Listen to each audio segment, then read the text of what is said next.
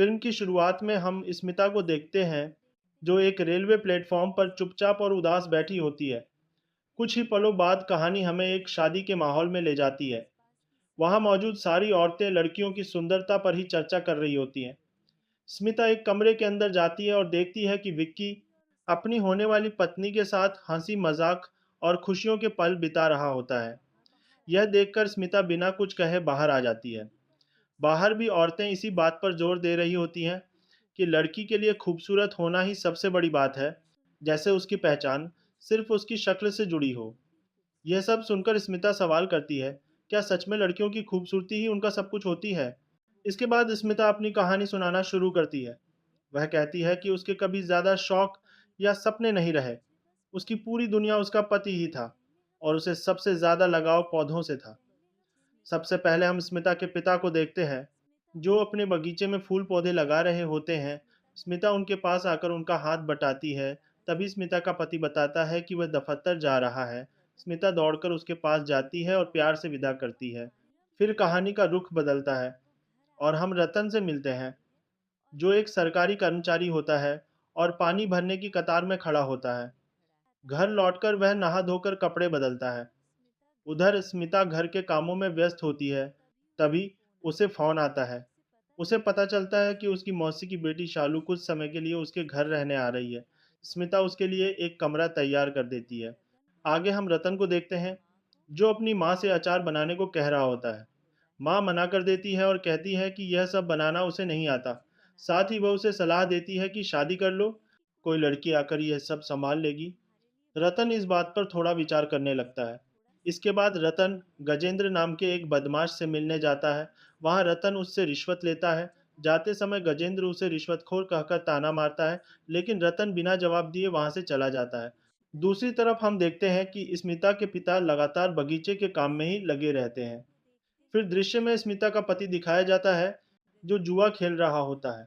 गजेंद्र उसे बताता है कि उस पर 27 लाख रुपए का कर्ज चढ़ चुका है और उसे जल्द चुकाना होगा। गजेंद्र उसे याद दिलाता है कि मुरादाबाद में उसका एक घर है और उसे बेचने की सलाह देता है। तभी गजेंद्र के मालिक का फोन आता है, जिससे वह घबरा जाता है और स्मिता के पति को वहां से भेज देता है। मालिक उसे बताता है कि मुरादाबाद वाली जमीन तुरंत चाहिए। घर लौटकर स्मिता का पति उससे घर की जाली ठीक करवाने की बात पर ताना मारता है। फिर वह स्मिता पर दबाव बनाता है कि अपने पिता का मुरादाबाद वाला घर बेच दे। स्मिता साफ़ा मना कर देती है और कहती है कि वह घर उसके पिता की आखिरी निशानी है। इस पर उसका पति गुस्से में चिल्लाता है और कमरे के अंदर चला जाता है। वहाँ वह पूछता है कि कौन रहने आ रहा है। स्मिता बताती है कि उसकी मौसी की बेटी शालू की यही नौकरी लगी है। उसका पति फैसला करता है कि शालू को ऊपर वाला कमरा दिया जाए। स्मिता कमरे की सफाई करने ऊपर जाती है, जहाँ उसे अपनी पुरानी पढ़ाई की कई डिग्रियां मिलती हैं, जो अब धूल में दबी होती हैं। रात को स्मिता और उसका पति एक दूसरे के करीब आते हैं, लेकिन स्मिता को उस रिश्ते में वह सुकून महसूस नहीं होता, इसलिए बाद में वह अकेली रह जाती है। अगली सुबह स्मिता का पति शालू को लेने जाता है। शालू को देखते ही उसकी नीयत बिगड़ जाती है। वह उसे घर ले आता है। शालू और स्मिता मिलकर खुश होती हैं, लेकिन स्मिता का पति चुप चुप कर शालू को ही देखता रहता है। खाने के समय वह जानबूझकर शालू को नीचे वाला कमरा देता है, ताकि उसका आना जाना आसान रहे। एक दिन शालू दफ्तर से लौट रही होती है, लेकिन उसे कोई सवारी नहीं मिलती। तब रत्न उसे लिफ्ट देता है। रास्ते भर वह उसकी तारीफ करता रहता है। घर छोड़ते समय वह उससे फ़ोन नंबर मांगता है और शालू नंबर दे देती है। शालू जैसे ही अंदर जाती है, स्मिता ऊपर से यह सब देख लेती है। अगली सुबह दोनों बहनें बगीचे में होती हैं। स्मिता शालू से शादी के बारे में पूछती है। शालू चुप हो जाती है। स्मिता फिर पूछती है कि क्या कोई पसंदीदा शख्स है। शालू बताती है कि एक था, लेकिन वह उसे छोड़कर अपनी पत्नी के पास लौट गया। आगे चलकर स्मिता का पति शहर का चक्कर लगाता दिखाया जाता है। धीरे धीरे शालू, रतन और स्मिता के पति के बीच नज़दीकियां बढ़ने लगती हैं। शालू स्मिता के पति के साथ शारीरिक संबंध बना लेती है, जबकि रतन से भी बातचीत करती रहती है। एक दिन स्मिता का पति शालू के लिए कपड़े भी खरीद लाता है। तभी शालू को रतन का फोन आता है और वह बातें करने लगती है। स्मिता का पति पास आता है, तो शालू कॉल काट देती है। एक दिन स्मिता घर लौटकर उन दोनों को एक साथ अंतरंग हालत में देख लेती है। वह बिना शोर किए चुपचाप बाहर आ जाती है। इस घटना के बाद स्मिता अंदर से टूट जाती है, लेकिन कुछ नहीं कहती। बाद में शालू को उसकी माँ का फोन आता है। माँ पूछती है कि सब ठीक है या नहीं और क्या स्मिता उसका ध्यान रख रही है। शालू कहती है हाँ, और जीजा भी काफ़ी अच्छे हैं। यह सुनकर उसकी माँ गुस्से में आ जाती है और कहती है कि दूसरों के पति पर बुरी नज़र रखना छोड़ दे। शालू फ़ोन काट देती है। बाद में वह अपनी एक तस्वीर स्मिता के पति को भेजती है। वह उसके पास जाने के लिए कमरे से निकलता है, लेकिन स्मिता पूछ लेती है कि क्या चाहिए। वह बात टालकर वापस आ जाता है। स्मिता अपने पति से कहती है कि शालू का ट्रांसफ़र उसके दफ्तर के पास करवा दो, लेकिन वह गुस्से में कहता है कि यहीं रहने दो। स्मिता कहती है कि उसे रोज़ दूर जाना पड़ता है। इस पर वह भड़क जाता है और कहता है कि यह तुम्हारी बहन है, जो चाहे करो। अगली सुबह घर पर ही स्मिता के पति को गजेंद्र का फोन आता है। स्मिता बताती है कि गजेंद्र ने लालच दिया था कि अगर मुरादाबाद का घर बेच दिया तो कर्ज भी माफ कर देगा और अच्छे पैसे भी देगा। उसका पति घर आकर स्मिता से घर बेचने को कहता है, लेकिन स्मिता इनकार कर देती है। स्मिता कहती है कि अगर पहले पूछा होता तो शायद वह सोचती। शाम को स्मिता का पति ज़्यादा शराब पी लेता है और गजेंद्र के पास चला जाता है। उसे बगीचे का काम करने वाला आदमी देख लेता है। अगले दिन वह आदमी स्मिता को कुछ बातें बताता है। अगले दिन स्मिता का पति कहता है कि वह कहीं जा रहा है और रात को लौटेगा। साथ ही बताता है कि शाम 6:30 बजे एक आदमी पैसे लेकर आएगा और स्मिता को लेने होंगे। स्मिता हाँ कह देती है। शालू काम पर जाने लगती है। स्मिता उसे खाना देती है। रसोई में काम वाली बाई वही खाना लेने लगती है, लेकिन स्मिता उसे मना करके दूसरा खाना देती है। शाम को शालू जल्दी लौट आती है, क्योंकि उसकी तबीयत खराब हो जाती है। स्मिता बताती है कि वह पूनम की सालगिरह पर जा रही है और शालू को बोलती है कि पैसे देने एक आदमी आएगा, उसे संभाल लेना। दूसरी तरफ रतन अपने दोस्त से बात कर रहा होता है और कहता है कि थोड़े से पैसों के लिए गजेंद्र जैसे लोगों के आगे झुकना पड़ रहा है। तभी उसे फोन आता है कि स्मिता के पति पंकज और शालू की हत्या हो गई है। सब घर पहुंचते हैं। स्मिता आंसुओं में डूबी होती है। रतन हल्की सी तहकीकात करता है और उसे महसूस होता है कि कुछ चीजें गायब हैं। इसके बाद वह मामले को यहीं पर समाप्त कर देता है। वह यह कहकर फाइल बंद कर देता है कि शायद कोई चोरी की नीयत से घर में घुसा था और झड़प के दौरान दोनों की जान चली गई। अगली सुबह रतन पुलिस स्टेशन में होता है। शालू की मौत का असर उस पर भी होता है और वह मन ही मन उदास रहता है। इसी उदासी के साथ उसके अंदर गुस्सा भी भर जाता है, जिसके बाद वह स्मिता के पति पंकज के मामले की गहराई से तहकीकात शुरू करता है। जांच के दौरान उसे यह जानकारी मिलती है कि पंकज पर गजेंद्र का भारी कर्ज चढ़ा हुआ था। गुस्से से भरा हुआ रतन सीधा गजेंद्र के पास पहुंचता है और उसे थोड़ा दबाव में लेने लगता है। वह उसे चेतावनी देता है कि इस मामले में शक तुम पर भी जा सकता है। इतना सुनते ही गजेंद्र टूट जाता है और पूरी सच्चाई बयान कर देता है। गजेंद्र बताता है कि एक दिन पंकज उसके पास आया था और कहने लगा था कि उसकी बीवी अपना घर बेचने को तैयार नहीं हो रही है, क्योंकि वह घर उसके पिता की आखिरी यादें संभाले हुए है। पंकज ने उससे अपनी पत्नी को खत्म करवाने की बात कही थी। गजेंद्र आगे कहता है कि उसे सिर्फ अपने पैसे चाहिए थे, इसलिए उसने अपने आदमी को भेज दिया, लेकिन गलती से उन लोगों ने शालू को स्मिता समझकर जान से मार दिया।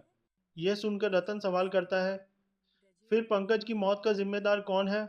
इस पर गजेंद्र हाथ खड़े कर देता है और कहता है कि उसे खुद कुछ समझ नहीं आ रहा। वह परेशान होकर कहता है कि अब पंकज का कर्ज कौन चुकाएगा। इसके बाद गजेंद्र रतन से कहता है कि किसी भी तरह पंकज के मुरादाबाद वाले घर के कागजात उसे लाकर दे। वह इस काम के बदले रतन को 20 लाख रुपए देने का वादा करता है। यह सुनते ही रतन के चेहरे पर मुस्कान आ जाती है। वह बिना वक्त गंवाए सीधे एक मकान देखने निकल पड़ता है। इसके बाद वह चुपचाप इस मामले की तहकीकात शुरू कर देता है। वह पूनम के पास पहुंचता है और उस रात की वीडियो फुटेज मांगता है, ताकि यह तस्दीक हो सके कि स्मिता उस वक्त वहां मौजूद थी। आगे चलकर उसे यह भी जानकारी मिलती है कि शालू और पंकज के बीच गहरा प्रेम संबंध था। फिर वह स्मिता से मिलने जाता है और उसे मुरादाबाद की जमीन बेच देने की सलाह देता है। वह कहता है कि अब तुम बिल्कुल अकेली हो और इस जमीन को संभालकर तुम क्या करोगी, लेकिन स्मिता साफ इनकार कर देती है। इसके बाद रतन लगातार केस की पड़ताल करता रहता है और फिर दोबारा स्मिता के घर पहुंचता है। वहां वह स्मिता से कहता है कि तुम जैसी दो मुखी औरत मैंने आज तक नहीं देखी। फिर रतन उसे एक पूरी घटना सुनाता है। वह कहता है कि सबसे पहले तुमने शालू और पंकज के मोबाइल फ़ोनों पर एक दूसरे के नंबर बंद करवा दिए, ताकि दोनों के बीच कोई भी बातचीत न हो सके। उसके बाद तुमने शालू के खाने में कोई चीज़ मिला दी, जिसकी वजह से उसकी तबीयत खराब हो गई और वह शाम के वक़्त ही घर लौट आई। यह बात शालू की पोस्टमार्टम रिपोर्ट में भी दर्ज है। आगे रतन बताता है कि पंकज की पोस्टमार्टम रिपोर्ट में यह सामने आया कि उसकी मौत चाकू लगने से नहीं हुई थी, बल्कि उसे दिल का दौरा पड़ा था। साथ ही यह भी पता चला कि पंकज शालू की मौत के लगभग 1 घंटे बाद दुनिया से गया। इसके बाद हम देखते हैं कि स्मिता पूनम की पार्टी से चुपचाप निकलकर सीधे घर पहुंच जाती है। कुछ ही देर बाद पंकज वहां आता है। जैसे ही उसकी नज़र शालू पर पड़ती है, वह फूट-फूट कर रोने लगता है। उसी पल उसे अचानक दिल का दौरा पड़ जाता है। इसी मौके का फ़ायदा उठाकर स्मिता उसे चाकू से वार करके जान से मार देती है। उसके बाद स्मिता दोनों के मोबाइल फ़ोनों में एक-दूसरे के नंबर दोबारा सक्रिय कर देती है, ताकि किसी को शक न हो। फिर वह वापस पूनम की सालगिरह की पार्टी में लौट जाती है और किसी को ज़रा-सी भी भनक नहीं लगती। इसके बाद रतन स्मिता को कुछ तस्वीरें दिखाता है, जिनमें स्मिता अलग-अलग रंग और डिज़ाइन की साड़ियों में नज़र आ रही होती है।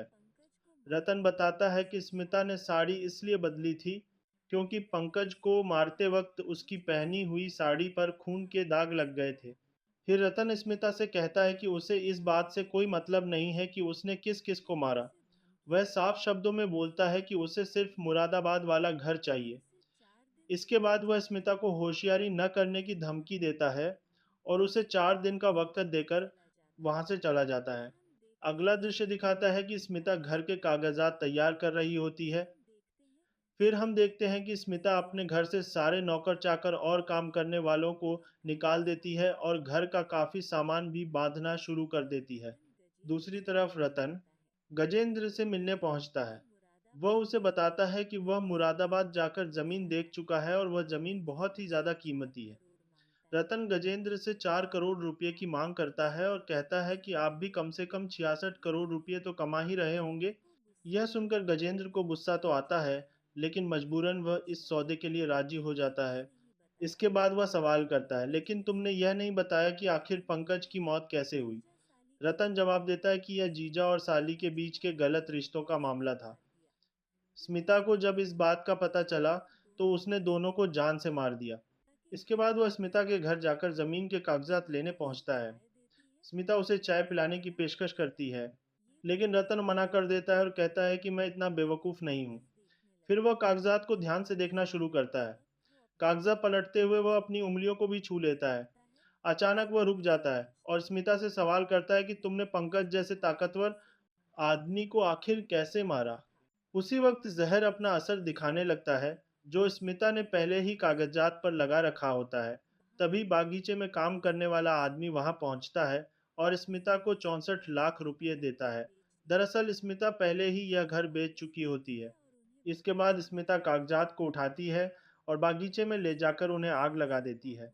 तभी उसका पड़ोसी आकर पौधों से जुड़ी किसी दिक्कत के बारे में पूछता है। स्मिता उसे शांत स्वर में हल समझा देती है और वह वापस अपने घर चला जाता है। फिर हम देखते हैं कि बागीचे का वह आदमी रतन की लाश को एक बोरी में बांधकर एक पुल के नीचे फेंक देता है। दूसरी तरफ दृश्य बदलता है और हम स्मिता को उसी रेलवे स्टेशन पर बैठा हुआ देखते हैं, जहां फिल्म की शुरुआत में वह नजर आई थी। स्मिता ट्रेन में चढ़ती है और बिना पीछे देखे वहां से रवाना हो जाती है। आखिर में कहानी वर्तमान में लौट आती है। स्मिता की पूरी दास्तान सुनकर वहां मौजूद सब लोग हैरान रह जाते हैं और इसी के साथ यह फिल्म अपने अंत तक पहुंच जाती है।